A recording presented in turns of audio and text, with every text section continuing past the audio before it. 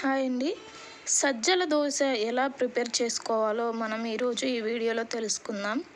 1 cup మినపప్పుకి 2 కప్పులు సజ్జలు అనేవి తీసుకుని శుభ్రంగా కడిగి నానబెట్టుకోవాలండి. 6 to 8 అవర్స్ అనేది నానబెట్టుకోవాలి.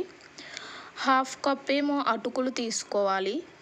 అదేవిధంగా 2 స్పూన్స్ మెంతులు కూడా తీసుకుని వీటితో పాటే మినపప్పు సజ్జలతో పాటు శుభ్రంగా కడిగి నానబెట్టుకోవాలి. తర్వాత ఈ విధంగా మిక్సీకి అయితే వేసుకోవాలి. మెత్తగా బాగా గ్రైండ్ చేసుకోవాలి.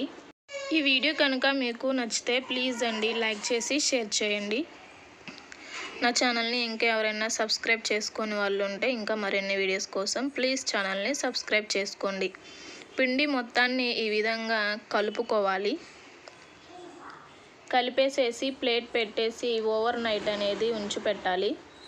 ఈ విధంగా పిండి బాగా పొంగుతుందండి. దోశలు అనేవి చాలా బాగా క్రిస్పీగా వస్తాయి. హెల్త్కి చాలా మంచిది సజ్జల దోశ. మీరు కూడా ఒకసారి ఇంట్లో ట్రై చేసి చూడండి.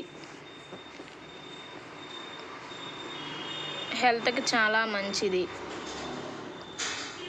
ఈ విధంగా పొంగిన పిండిని బాగా కలుపుకోవాలి.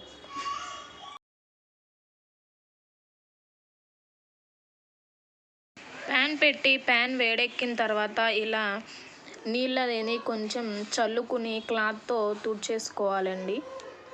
ఈ విధంగా ఒక గరిటె దోశపిండి తీసుకుని ఈ విధంగా చక్కగా పల్చగా వేసుకోవాలి. దీనిపైన ఆనియన్స్ అదేవిధంగా క్యారెట్ తురుము వేసుకోవాలి.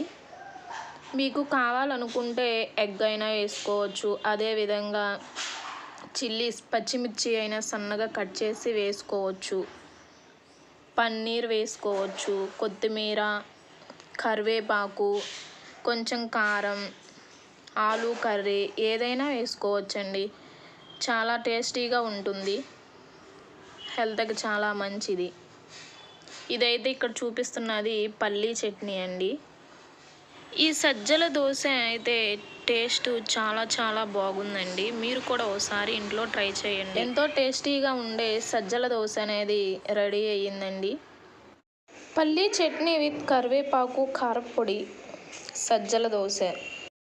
ఈ వీడియో కనుక మీకు నచ్చినట్లయితే లైక్ చేసి షేర్ చేయండి. నా ఛానల్ని ఎవరైనా సబ్స్క్రైబ్ చేసుకొని వాళ్ళు ఉంటే ఇంకా మరిన్ని వీడియోస్ కోసం ప్లీజ్ ఛానల్ని సబ్స్క్రైబ్ చేసుకోండి.